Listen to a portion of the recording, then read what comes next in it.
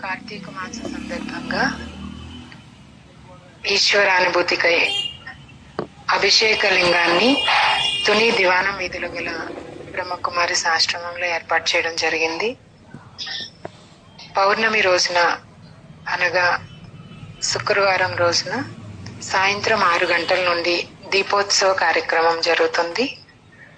దీనిలో భాగంగా ఆకాశ దీపము, జ్వాలా తోరణము కూడా ఏర్పాటు చేయడం జరిగింది. భక్తులందరూ తప్పకుండా విచ్చేసి ఈశ్వరుని యొక్క అనుభూతి, మరి యమ ద్వారం నుంచి మనల్ని మనం రక్షించుకునే విధానాన్ని, మరి కార్తీక మాసంలో పౌర్ణమి రోజు మనం చేసే ఆ దీపాల యొక్క ఆధ్యాత్మిక రహస్యాన్ని కూడా తెలుసుకోవచ్చు. అందువలన తప్పకుండా విచ్చేసి ఈశ్వరానుభూతిని పొందాలని మా ఆకాంక్ష.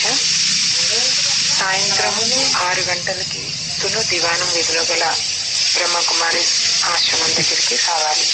ఓం శాంతి.